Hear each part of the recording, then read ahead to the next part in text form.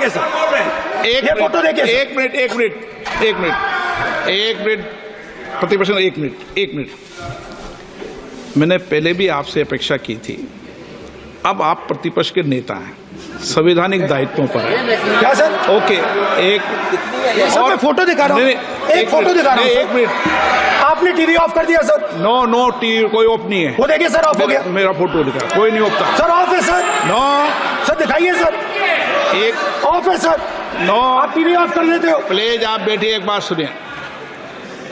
Okay sir, नहीं आप apologise sir. नहीं, नो अपोलाइज, मैं आपको अपोलाइज के लिए दिखे रहा। आप प्रतिपक्ष के नेता है तो मेरी ये अपेक्षा रहती है कि सर ये देखिए सर, बंद होगी। आप सदन की मर्यादा को रखें। सर जब भी मैं उसको हटाना चाहता हूं मुझे ये करना है सर, वो हटो जगह आगे।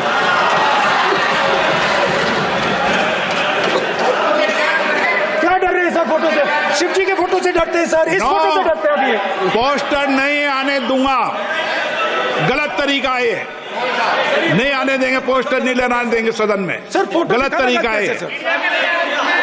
No sir sir sir sir photo दिखाना गलत नहीं है सर, आपकी परमिशन लेके परमिशन नहीं है आप सर। मैं ये फोटो दिखाना चाह रहा हूँ, नियम के तहत मैं समझाना चाह रहा हूँ। नियम के तहत परमिशन नहीं है माननीय। अच्छा सर, मैं ये फोटो समझाना चाह रहा हूँ सर। इसमें ये जो बजट का जो हलवा है सर, ये बट रहा है, और इस फोटो में सर मुझे एक ओबीसी अफसर नहीं दिख रहा, एक आदिवासी अफसर नहीं दिख रहा, एक दलित अफसर नहीं दिख रहा मुझे। ये हो क्या रहा है सर? सर देश का हलवा बट रहा है सर, और इसमें 73% का एक है ही नहीं सर। ये आप लोग हलवा खा रहे हो और बाकी देश को हलवा मिल ही नहीं रहा है। ठीक है सर, 20 अफसरों ने बजट को तैयार किया, हमने पता लगाया है। 20 अफसर, शांत हो जाइए प्लीज सर। 20 अफसरों ने, उनके नाम मेरे पास है, अगर आप नाम चाहते मैं दे दूंगा। 20 अफसरों ने हिंदुस्तान का बजट तैयार किया है, मतलब हिंदुस्तान का जो हलवा है 20 लोगों ने बांटने का काम किया है। अब स्पीकर सर, उन 20 लोगों में से 90% लोगों में से 90% लोगों में से सिर्फ 2 हैं, एक माइनॉरिटी और एक ओबीसी, और इस फोटो में एक भी नहीं है। मतलब फोटो में आपने पीछे कर दिया, फोटो में तो आने नहीं दिया आपने, कोई नहीं आ सकता। और मैं चाहता था कि बजट में जाति जनगणना की बात उठे, जो पूरा देश चाहता है। 90% हिंदुस्तान जाति, 95% जाति जनगणना चाहता है। कौन चाहते हैं? दलित चाहते हैं, आदिवासी चाहते हैं, पिछड़ा वर्ग चाहता है, गरीब जनरल कास्ट के लोग चाहते हैं, माइनॉरिटी चाहते हैं, सब चाहते हैं, क्योंकि सब लोगों को यह पता लगाना है कि हमारी भागीदारी कितनी है, हमारी हिस्सेदारी कितनी है। Charity begins from home. सुनिए, charity begins from home, meaning आप जो दूसरे को बोल रही हो वो आप पहले कर दिखाओ। मैं पूछ रही हूं सर, राजीव गांधी फाउंडेशन में कितने एससी हैं, कितने ओबीसी हैं? क्योंकि बाहर के वाले लोगों का नाम पढ़ना नहीं है, 9 लोग हैं, कोई एससी नहीं है। Charity begins at home sir. आप पहले आपके व्यवस्था सही करो, एससी को दो, फिर आकर हमसे पूछ लो भाई, ये बोलो सर। फिर दूसरा एक उदाहरण देती हूं sir, Rajiv Gandhi charitable trust, उसमें 5 लोग हैं बोर्ड ऑफ ट्रस्टीज में, नाम नहीं पढ़ रही हूं सर, मगर मुझे एक भी एससी नहीं दिखाई।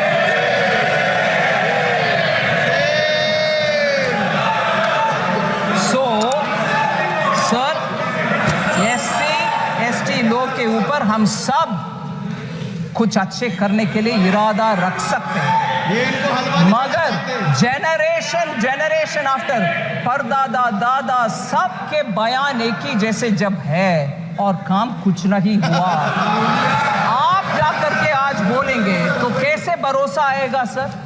और ऊपर से हलवा जैसे एक इमोशनल सेंटिमेंटल मैटर जिसमें पूरे उस मिंट का फाइनेंस मिनिस्ट्री के स्टाफ बंद अंदर कमरे में ये रह करके काम करते हैं, उनके मुंह मीठा करने का काम में आप ऐसे प्रश्न चिन्ह के साथ। और मैं जब इस विषय में मैं कैसे जवाब दूं, ऐसे करके सर पे हाथ रखा तो पूरे ट्रोल आर्मी के साथ मुझे पूछा जा रहा है कि एससी के ऊपर जब विपक्ष के नेता बात कर रहे हैं आप सर पर हाथ रख रहे हो, हंस रहे हो। नहीं, ऐसे एक इमोशनल मैटर को इतना हल्के से डील कर रहे हैं, उसको मैं सर न फोड़ूं। आदरणीय अध्यक्ष जी, जाति की बातें करना कुछ लोगों के लिए फैशन बन गई है। पिछले 30 साल से सदन में आने वाले ओबीसी समाज के सांसद दलों के भेदभाव से ऊपर उठ करके एक होकर के 30-35 साल से मांग कर रहे थे कि ओबीसी कमीशन को संवैधानिक दर्जा दिया जाए। जिन लोगों को आज जातिवाद में मलाई दिखती है, उनको उस समय ओबीसी समाज की याद नहीं आई। ये हम हैं जिन्होंने ओबीसी समाज को संवैधानिक दर्जा दिया। पिछड़ा वर्ग आयोग आज संवैधानिक व्यवस्था में जो है। आदरणीय अध्यक्ष जी, हर सेक्टर में एससी, एसटी, ओबीसी को ज्यादा से ज्यादा अवसर मिले, उस दिशा में हमने बहुत मजबूती के साथ काम किया है। मैं आज इस सदन के माध्यम से देशवासियों को उनके सामने एक अहम सवाल रखना चाहता हूं। और अध्यक्ष महोदय, जरूर देशवासी मेरे इस सवाल पर चिंतन भी करेंगे और चौराहे पर चर्चा भी करेंगे। कोई मुझे बताएं, क्या एक ही समय में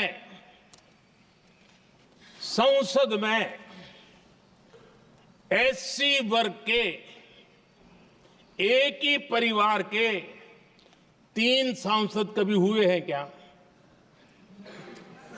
एससी वर्ग के एक ही परिवार के 3 सांसद कभी भी हुए क्या?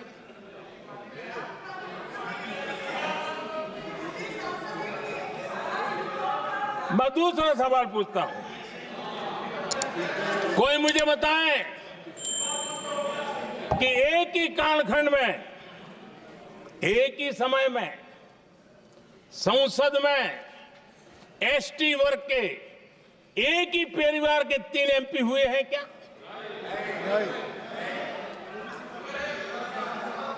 आदरणीय अध्यक्ष जी, कुछ लोगों की वाणी और व्यवहार में कितना फर्क होता है, मेरे एक सवाल के जवाब में मिला।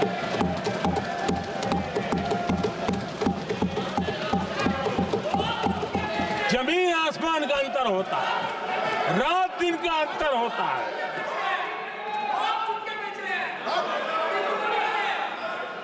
आदरणीय अध्यक्ष जी, हम एससी एसटी समाज को कैसे सशक्त कर रहे हैं? आदरणीय अध्यक्ष जी, समाज में तनाव पैदा किए बिना एकता की भावना को बरकरार रखते हुए समाज के वंचितों का कल्याण कैसे किया जाता है, इसका मैं एक उदाहरण देता हूं।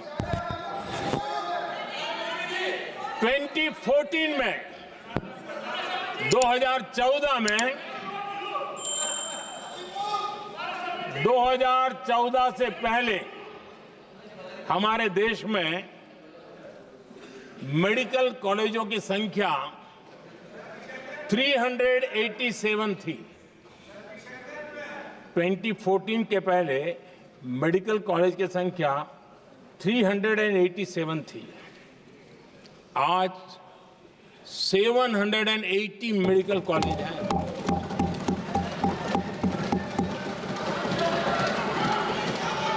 अब मेडिकल कॉलेज बड़े हैं तो सीटें भी बड़ी हैं।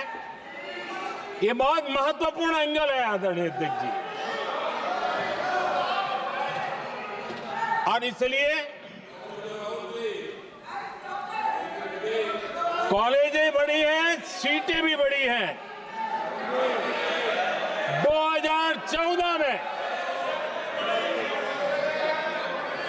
2014 में हमारे देश में एससी छात्रों की 2014 से पहले हमारे देश में एससी छात्रों की एमबीबीएस की सीट 7,700 थी।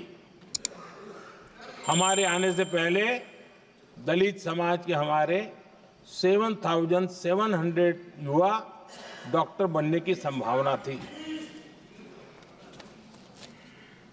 10 साल हमने काम किया। आज संख्या बढ़कर एससी समाज के 17,000 एमबीबीएस डॉक्टर की व्यवस्था की है।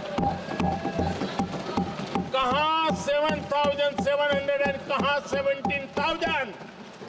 अगर दलित समाज का कोई कल्याण का और समाज में तनाव लाए बिना एक दूसरे के सम्मान को बढ़ाते हुए आदरणीय अध्यक्ष जी 2014 के पहले एसटी छात्रों के लिए एमबीबीएस की सीटें 3,800 थी। आज ये संख्या बढ़कर लगभग 9,000 हो गई है।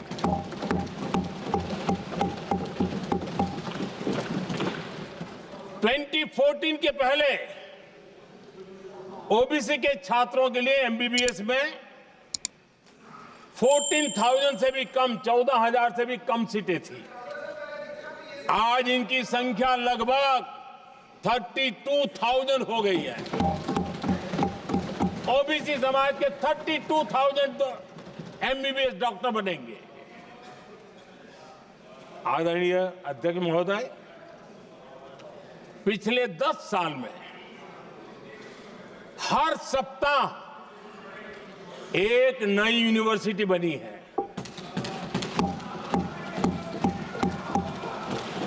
हर दिन एक नई आईटीआई बनी है। हर 2 दिन में एक नया कॉलेज खुला है। सोचिए, एससी, एसटी, ओबीसी हमारे युवा युवतियों के लिए कितनी वृद्धि हुई है, इसका आप अंदाज लगा सकते हैं। आदरणीय अध्यक्ष जी,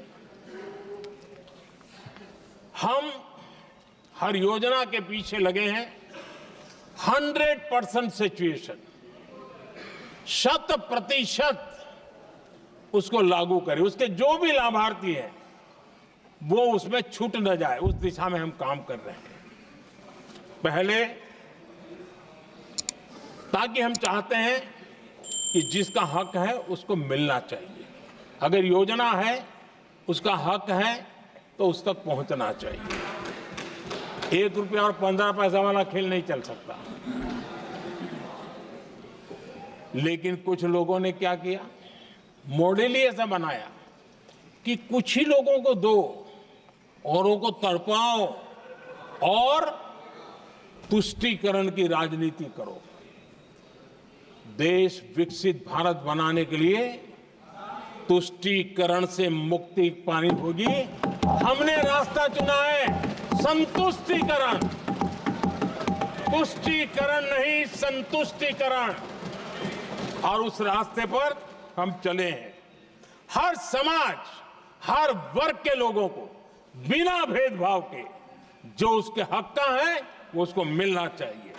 यह है संतुष्टीकरण। और मेरे हिसाब से जब मैं 100% सेचुरेशन की बात करता हूं तो उसका मतलब होता है एक असल में सामाजिक न्याय है, ये असल में सेकुलरिज्म है और असल में ये संविधान का सम्मान है। কংগ্রেস সাংসদ ও লোকসভার বিরোধী দলনেতা রাহুল গান্ধী কেন্দ্রীয় বাজেট 2024-এ আয়োজিত অনুষ্ঠানে একটি ছবি দেখিয়ে সরকারকে নিশানা করেছেন। তিনি বলেন, বাজেটে হালুয়া বিতরণ করা হচ্ছে কিন্তু দেশে হালুয়া পাচ্ছেন না জনগণ। রাহুল গান্ধীর বক্তৃতা শুনে সামনে বসা কেন্দ্রীয় অর্থমন্ত্রী নির্মলা সীতারামন মাথায় হাত দিয়ে বসে রইলেন। তবে স্পিকার ওম বিড়লা রাহুল গান্ধীকে ছবিটি দেখানোর অনুমতি দেননি। ছবির কথা উল্লেখ করে রাহুল গান্ধী বলেন, আমি একটি ছবি ব্যাখ্যা করার চেষ্টা করেছি। এই বাজেটের বিতরণ করা হচ্ছে, এই ছবিতে কোনো ওবিসি অফিসার, কোনো উপজাতি অফিসার বা কোনো দলিত অফিসারকে দেখতে পাচ্ছি না। এটা কি হচ্ছে? দেশের হালুয়া বিতরণ করা হচ্ছে এবং 73% কোথাও নেই। রাহুল গান্ধীর এই মন্তব্য শুনে পাল্টা যোগ্য জবাব দিলেন অর্থমন্ত্রী নির্মলা সীতারামন ও প্রধানমন্ত্রী নরেন্দ্র মোদী।